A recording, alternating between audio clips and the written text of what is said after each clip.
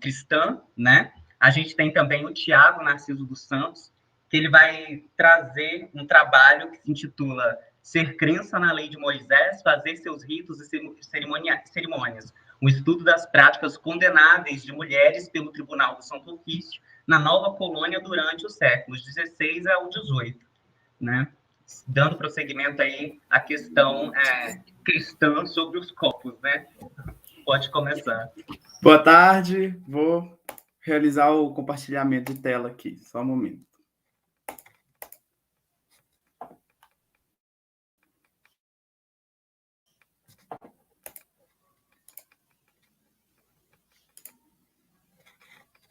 Vocês já conseguem ver o slide? Agora apareceu. Apareceu? Então, boa tarde a todos, todas e todes. Hoje eu, Tiago Narciso dos Santos, vim aqui no nosso simpósio para a gente poder conversar um pouquinho da pesquisa que eu venho desenvolvendo lá no Departamento de História da PUC Minas, junto com a orientação da professora doutora do Departamento de História, a professora Júlia Calvo, onde a gente está tratando das mulheres com a sua relação com o Santo Ofício, da perseguição do Santo Ofício e as mulheres. E que, para a gente discutir hoje, para a gente falar um pouquinho, eu trouxe um recorte dessas práticas condenáveis que eu intitulei como Ser Crença na Lei de Moisés, Fazer Seus Ritos e Cerimônias, um estudo das práticas condenáveis de mulheres pelo Santo Ofício na Nova Colônia, durante os séculos XVII ao XVIII. E para a gente poder delinear um pouco nossa discussão, para a gente poder traçar uma linha, para a gente poder ir seguindo, eu elenquei 3 tópicos principais, que primeiramente, a gente vai discutir o cristão novo, uma origem, a gente vai traçar como que se desenvolve, como que é criada essa identidade do cristão novo. Em um segundo momento, a gente vai tratar do por culpa de não ter culpa, que com a grande ajuda que o Ângelo Adriano Assis traz para a gente, das práticas criptojudaicas, a gente vai estar discutindo como que esses cristãos novos estão sendo responsabilizados por práticas que já são seculares em suas vidas, como que o Tribunal do Santo Ofício se aproveita disso, e ao final a gente vai trazer como que as marranas, como que as mulheres, elas vão estar sendo um elo de resistência muito forte a essa pressão do catolicismo, essa pressão que o Tribunal do Santo Ofício vai estar fazendo nessas mulheres. Todo esse grupo, né, cristão novo. Aqui ao lado a gente vê uma capa de um processo inquisitorial, que no caso é o processo da Ana do Vale, que ela vai ser presa pela Inquisição por prática de judaísmo no ano de 1735, que é um processo muito marcante, que a gente fez a transcrição, eu e a professora e mais os outros participantes lá da pesquisa, a gente fez a transcrição, a gente discutiu um pouquinho, e eu trouxe um recortezinho para a gente aqui hoje. Então, vamos começar a tratar dessa origem do cristão novo. E aqui a gente vê uma pintura do Eugênio Lucas, que é do Alto da Fé, onde ele resgata uma figura de um cristão novo, já trajado de São Benito, dentro desse Alto da Fé. A gente percebe que a pintura é do século XIX, ela é um pouquinho posterior já a esse momento, mas só que ela está resgatando essa memória, que é muito importante para a nossa discussão aqui hoje. Então, cristão novo, uma origem. Historicamente, percebemos que o grupo judaico sofreu, em diversos momentos e locais diferentes, variados tipos de agressões e privações de direitos. Porém, em nenhum lugar o movimento foi tão violento e persistente como na Península Ibérica. Desculpa. Porque se a gente pega e pensa no grupo judaico, a gente percebe que ele é marcado por grandes diásporas. Desde o século I da Era Comum, ou seja, século I, a gente percebe que os judeus eles já sofrem uma grande diáspora quando eles são expulsos de Jerusalém. Então, grande parte desses judeus no movimento migratório forçado, eles vão estar acabando se distribuindo por toda a Europa. E a gente vai perceber o surgimento de 2 grupos distintos, que a gente vai estar caracterizando esses grupos de acordo com a geografia que eles estão se alojando. Então, a gente vai perceber o grupo dos judeus askenazitas surgindo, que são os judeus que vão estar se assentando ao leste europeu, à região do Oriente Médio, e a gente também vai perceber o surgimento de um grupo judaico, que são os judeus sefarditas, que vão ser os judeus que a gente vai estar tratando aqui hoje, que são os judeus que vão estar se alojando já na Península Ibérica. E eles recebem esse nome de sefardita porque, tanto no livro sagrado judaico, quanto no convívio, existe essa denominação sefard, que era determinada como uma terra prometida também, e que eles vão acabar associando esse conceito, essa ideia na mentalidade judaica à região da Península Ibérica, porque essa região vai ser uma região muito proveitosa para os judeus. Eles vão estar se distribuindo durante essa região e vivendo na Península Ibérica por 1.500 anos. Eles vão viver 15 séculos na Península Ibérica. Por tantas agressões que eles vão acabar sofrendo também, mas só que vai ser um ambiente muito frutífero e muito produtivo para a sua vivência.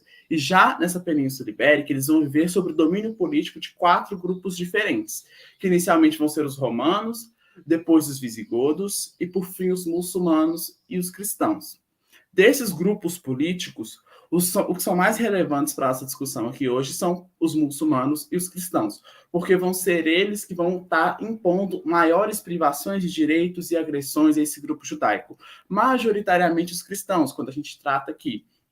Porque esses mesmos cristãos que vão estar se estabelecendo na Península Ibérica após esse período de reconquista vão estar começando a cercear os direitos dessa população judaica, estabelecendo impostos específicos, estabelecendo variados tipos de agressões, vão acontecer até mesmo massacres, como o massacre de Sevilha, que acontece no século XIV, e esses cristãos eles vão estar cada vez mais se organizando nesse processo contra esse judaísmo, por perceberem uma visão mais herética do judaísmo. Então, quando a gente vai caminhando na história, adentrando a cidade moderna, com o surgimento do Estado Nacional moderno, a gente percebe que a igreja ela vai estar se sistematizando e organizando juntamente com o Estado Nacional moderno. A igreja ela vai estar se tornando um braço desse Estado Nacional, legitimando suas práticas, o Estado legitima as práticas da igreja. Assim, a gente vai perceber o surgimento do Tribunal de Santo Ofício. E esse Tribunal de Santo Ofício, juntamente com a Igreja e com o Estado Nacional, vai acabar estabelecendo 2 medidas restritivas muito fortes que vão acabar modificando completamente a identidade desses judeus. Que é o primeiro momento que a gente trata aqui é em 1492, com o Decreto de Alhambra, que esse vai ser um decreto imposto pelos reis católicos, Fernando de Aragão e Isabel de Castela, que todos os judeus que viviam em território espanhol deveriam ser expulsos o território de maneira forçosa. Então, esses judeus que estão sendo expulsos, eles não tinham muito para onde ir, até porque eles já tinham sido expulsos tanto da Inglaterra quanto da França. Então, eles vão acabar se deslocando tanto para os Países Baixos e majoritariamente para Portugal. Que em Portugal a gente vai estar percebendo esse segundo momento, que é em 1497, que eu denominei aqui como batismo de pé. Porque a mando de Dom Manuel, esses judeus eles vão ser obrigados a se converterem forçosamente ao catolicismo. Não mais seria aceito na Península Ibérica o sujeito identitariamente dito como judeu. Não mais. Agora somente cristãos novos que estariam tomando esses lugares. Então aqui a gente percebe a Anita Nowinski trazendo para a gente um breve relato como que foi essa troca de identidade, essa troca forçosa, criando essa nova identidade, passando de judeu para cristão novo. Abro aspas. Obrigando todos os judeus a serem católicos, Dom Manuel não lhes tirou apenas a religião, tirou-lhes os costumes, as festas, os rituais, tirou-lhes as escolas, a sinagoga, os livros, tirou-lhes os idiomas, os nomes, despiu os judeus de toda a sua cultura. Se pudermos concentrar nossa mente, talvez possamos entender, ou melhor, sentir o que significou para milhares de pessoas ter de usar um nome falso, apagar suas raízes e esquecer que tiveram mãe, pai e avós. Vazios, os judeus começaram a construir uma segunda vida, carregando da antiga apenas o sentimento e as lembranças. Precisaram construir uma nova identidade, que não era nem cristã, nem judia, e passaram para um outro lado da vida. Através dessa passagem da Nowinski, a gente percebe como que o judeu está sendo arrancado de seu ambiente natural, de seu habitat, como que o judeu está sendo agredido, como que a sua identidade está sendo forçosamente arrancada dele mesmo, impondo uma nova para se adequar a um meio social, um corpo social muito bem delineado pela própria igreja, dentro desse imaginário social. Então, aqui a gente já encaminha para o nosso segundo tópico, que é o por culpa de não ter culpa. Aqui a gente vê novamente uma imagem de Eugênio Lucas, que são os condenados pela Inquisição, resgatando novamente a imagem desse judeu. Então, o processo de conversão forçada, embora tenha eliminado oficialmente os judeus do território português, as práticas heréticas judaizantes continuavam a ser percebidas dentro do locus privado. Ou seja, por mais que juridicamente, oficialmente, politicamente, não se existissem mais judeus dentro da Península Ibérica, todos fossem taxados como cristãos novos, dentro do locus privado, dentro das casas, nas relações íntimas desses cristãos novos, as práticas judaicas se mantinham vivas. A gente tinha uma sobrevida dessas práticas. E isso a gente vai denominar como criptojudaísmo, ou seja, um judaísmo secreto. E aqui eu elenco alguns desses comportamentos que são taxados como criptojudaicos, passíveis de heresia, que é limpar e renovar o azeite dos candeeiros na sexta-feira, vestir a melhor roupa na sexta-feira, guardar o sábado, reunir-se em grupos com outros cristãos novos a portas fechadas, amortalhar seus mortos, enterrar seus mortos em terra virgem, jurar-se utilizar o nome de Cristo, não comer ou comer ostensivamente carne de porco, lebre e peixe sem escamas. Através dessas atitudes, dessas ações que esses judeus, que esses cristãos novos estão realizando, essas práticas judaicas, o Tribunal de Santo Ofício vai estar julgando esses sujeitos, perseguindo esses sujeitos, incentivando a delação. A gente não pode esquecer que a Inquisição moderna ela é um movimento que incentiva a delação. A Inquisição moderna ela é um movimento que vai estar perseguindo sistematicamente esse grupo de cristãos novos. E o Ângelo Adriano Assis ele vai intitular isso como por culpa de não ter culpa. Muitas dessas práticas, como guardar o sábado, vestir sua melhor roupa na sexta, mortalhar seus mortos, são práticas seculares que muitos judeus vão passando de pai para filho, de mãe para filha, dentro das sinagogas, dentro das escolas judaicas. Muitas dessas atividades, dessas práticas, são naturais, são incrustadas no imaginário social desse grupo. E a partir de determinado momento que o Tribunal de Santo Ofício julga isso como errado, tudo isso deve ser subvertido, mas só que aí a gente percebe as resistências. Então, o judeu, o cristão novo, por ter esse sangue judeu, por ter essa origem herética, ele vai estar sendo perseguido.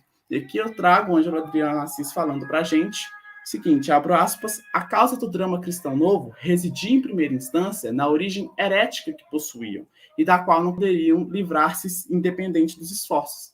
Embora cristãos, traziam embutidos a culpa por possuírem sangue judeu, a lhes correr nas veias, o que, segundo a camada cristã velha, lhes impedia ad eterno a pureza do coração católico. Então, por mais que esses sujeitos se esforçassem para poder manter uma postura católica, se adequarem a esse novo corpo social, esses sujeitos continuariam ainda tendo um berço herético, tendo um sangue imaculado, esses sujeitos continuariam ainda sendo malditos de nascimento, esses sujeitos deveriam ainda ser perseguidos. E aí a gente percebe uma série de perseguições políticas com os estatutos da pureza de sangue, perseguições sociais, massacres, etc. Então esses sujeitos estão sendo culpabilizados e não têm culpa ao mesmo tempo, por serem práticas naturais do grupo judaico. E nesse contexto, a gente vai perceber as marranas, ou seja, essas mulheres cristãs novas que praticam o criptojudaísmo como um elo de resistência. Aqui a gente vê outra imagem, dessa vez do Robert Fleury, que é um alto da fé, que aí a gente vê mulheres sendo perseguidas, torturadas e até queimadas nesse alto da fé. Então, as Macabeias e sua resistência. Trago Macabeias, assim como o Ângelo Adriano traz para a gente, Macabeias no sentido de Macabeu, de resistência, de fazer sobrevida de suas práticas. Então, assim como elas expressam sua resistência do caráter do criptojudaísmo. Então, o caráter sincrético religioso ao qual se moldou a nova colônia foi trazido em grande parte pela mistura de povos e culturas que existiam simultaneamente dentro da nova colônia. Então, quando a gente remete a essa América portuguesa, a gente percebe como que ela foi moldada por uma série de sincretismos religiosos, como que existia a troca entre os chamados indígenas, negros, portugueses, católicos, protestantes e também o grupo cristão novo, esse grupo que traz essas práticas criptojudaicas. Então a gente percebe como que esse sincretismo religioso ele vai ser muito importante na formação dessa identidade. A gente ainda não pode falar de uma identidade nacional, mas a gente fala de uma identidade de alguns grupos. Então a gente vai perceber essa identidade judaica muito forte já no Brasil holandês, por exemplo. A gente também vai perceber essas marcas judaicas muito fortes aqui em Minas Gerais, que é de onde eu falo, mas a gente percebe que em todo o Brasil, em toda essa América portuguesa, a gente ver marcas desse criptojudaísmo até hoje. Então, esse ideal criptojudaico ele vai estar se fazendo muito forte, porém ele vai estar perdendo certa força em mesma medida, porque muitos grupos desses cristãos novos vão estar tentando se adequar a esse modelo desse novo corpo social, que é o corpo social católico. Então, algumas gerações, à medida que vão se distanciando do acontecimento em 1497, vão estar perdendo esse ideal do judaísmo. Mas um grupo que vai fazer sobrevida disso são as mulheres, porque elas vão ser as responsáveis pela educação de seus filhos dentro do locus privado. Então, as mulheres, muitas vezes, vão ser iniciadas no judaísmo e passar isso a seus filhos, passar isso a seus maridos, que eram, às vezes, cristãos velhos, passar isso a seus netos, como a gente percebe com a Ana do Vale, que foi o processo que eu mostrei mais cedo, que a Ana do Vale ela vai ser iniciada aos 13 anos pela sua avó no judaísmo, e a Ana do Vale ela vai ser capturada pela Inquisição por professar o judaísmo. E ela era cristã, ela ia à igreja, comungava, confessava, porém, ao mesmo tempo, dentro do locus privado, ela fazia uso das suas práticas que foram aprendidas com a sua avó. Ela guardava o sábado, ela vestia sua melhor roupa, ela mortalhava seus mortos. Então a gente percebe como que o caráter sincrético existente nessa relação desse cristão novo, desse criptojudaísmo. E como as mulheres elas fazem um papel fundamental na sobrevida desse marranismo. E aqui eu trago o Ademar Júnior falando para a gente o seguinte, que doravante os cristãos novos iriam se distanciar da comunidade judaica organizada. A fundamental leitura dos textos sagrados estava proibida, mas elas tinham a seu favor a memória e o silêncio do lar. Ou seja, não mais vamos perceber uma comunidade judaica organizada como se existia na Península Ibérica antes desse período de perseguição pelo Santo Ofício, antes das expulsões forçosas. Mas, dessa forma, a gente vai perceber um novo movimento, um movimento de sobrevida, um movimento dentro das casas, um movimento que a gente vai estar chamando de criptojudaísmo, um movimento que se utiliza da memória e do silêncio do lar para se propagar esse ideal identitário, para não se perder isso dentro das famílias, dentro do tempo. Então, para finalizar, eu trago o Ângelo Assis novamente, dizendo para a gente o seguinte, que os cristãos novos eram vistos como judeus perante os cristãos velhos. Para os judeus que viviam em regiões de crença livre, eram renegados, posto que fizera apostasia do judaísmo. Dentre os cristãos novos que continuavam a comungar o ideal judaico, praticando o que se denominou criptojudaísmo, os veriam como cristãos, não aceitando a renúncia que fizeram da lei de Moisés. Criava-se um quadro de desconfiança generalizada, onde cada grupo representava ameaça aos demais.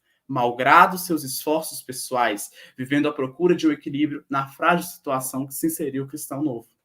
Através desse recorte, o Ângelo ele vai traçando para a gente essa identidade desse cristão novo que a Anita Novinsky vai denominar também como marrano, ou seja, um sujeito que vai ser judeu demais para ser cristão e cristão demais para ser judeu. Um sujeito que vive num mundo dividido, um sujeito que não tem uma identidade definida, que tem um imaginário frágil, que é perseguido sistematicamente pelo Santo Ofício por suas práticas. Então, é um sujeito que vive em nenhum dos dois mundos. Ele faz apostasia do judaísmo para um grupo e ele é herege para outro. Então, essa é a figura do marrano, uma figura que vai expressar, sim, seu ideal identitário, seu ideal de resistência. Então, aqui eu finalizo a minha fala, trago as referências, agradeço muito a oportunidade. Muito obrigado. Parabéns pelo trabalho e é muito incrível que, além de resistência, uma questão de estratégia, né? Como as pessoas vão traçando estratégias ao longo da vida de aceitar ou não, ou aparentemente aceitarem no privado não, para poder sobreviver a essas questões, né? Muito forte em cima, né? Inclusive, você cita um documento de 1735, se eu não me engano, né? Isso mesmo. E como que o jogo vira, porque 755 a gente tem terremoto de Lisboa, Pombal tem a Ascensão, e como é que vão ser os jesuítas que vão ser perseguidos pela própria Inquisição como que o Estado vai usar a Inquisição para pegar alguns desses jesuítas, né? E como que o jogo vira e como é tudo muito aleatório. A gente continua olhando a história às vezes de trás para frente e acha que está tudo dado e que é assim, não tem jeito, mas não, é uma estratégia diária, né? Para sobreviver nesse dia a dia, nesse contexto. Parabéns pelo trabalho. Muito obrigado. Dando